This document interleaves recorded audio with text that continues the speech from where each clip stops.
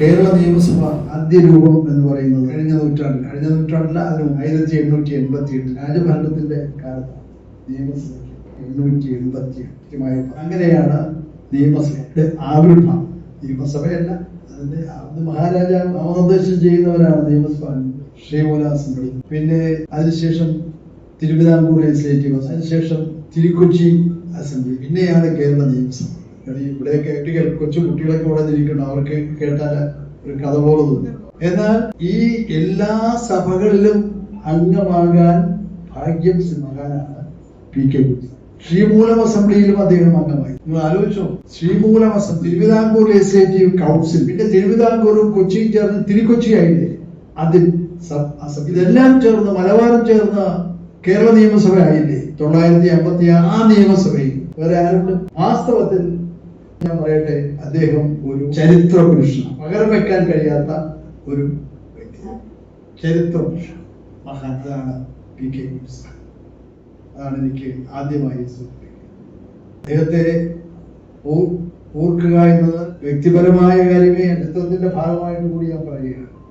എപ്പോഴും ഓർക്കുക, അദ്ദേഹം ഒരു നിയമസഭാംഗം എന്ന നിലയിൽ ഈ സഭകളിലൊക്കെ ഇരുന്നു. രാജവാഴ്ചക്കാലം മുതൽ കേരള നിയമസഭ രൂപം കൊള്ളുന്നു. എങ്ങനെയാണ് 967 കേരളത്തിലെ ധനകാര്യമന്ത്രിയായി 5 വർഷം പൂർത്തീകരിക്കാൻ സാധിച്ചില്ല. അന്ന് തുടക്കത്തിൽ അങ്ങനെയാണല്ലോ, 57-57 2 വർഷം 3 വർഷം പോലും കിട്ടിയില്ല. അദ്ദേഹം ചുരുങ്ങിയ നാളുകൾ ഏറ്റവും ശ്രദ്ധേയനായ ഒരു ധനകാര്യമന്ത്രി ആയി അദ്ദേഹം മാറി. ഇന്നിപ്പോ നിയമസഭയിൽ ധനകാര്യമന്ത്രി എന്ന് പറയുന്നത് മുഖ്യമന്ത്രിയാണല്ലേ, വലിയ സ്ഥാനം. 67 അദ്ദേഹം ധനകാര്യമന്ത്രിയായി നടത്തിയ പ്രവർത്തനങ്ങൾ, അതിന്റെ ഗുണഫലങ്ങൾ അനുഭവിക്കുന്നവരാണ് നമ്മൾ.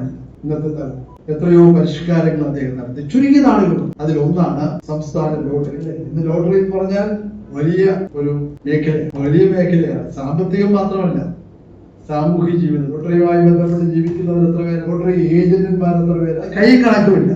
ഇപ്പൊ തമ്പാനൂർ ബസ് സ്റ്റാൻഡിനോട് പോയാൽ എത്ര പേരെ കാണും? എല്ലാം അവരുടെ എല്ലാം ഉപജീവന മാർഗമാണ്. അതും കൂടെ നമ്മൾ കാണണം, അല്ലേ?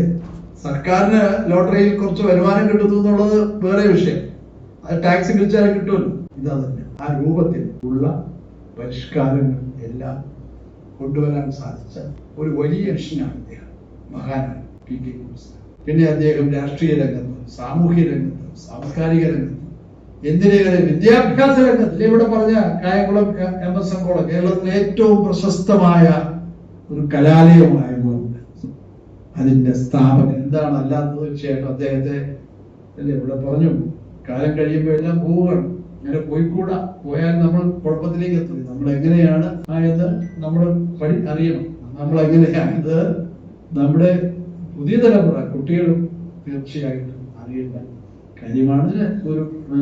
ഒരു അവസരമായിട്ട് എല്ലാ ആദരാഞ്ജലികളും അർപ്പിച്ചുകൊണ്ട് ഞാൻ എൻ്റെ വാക്കുകൾക്ക് വിരാമമിടുന്നു. നന്ദി, നമസ്കാരം.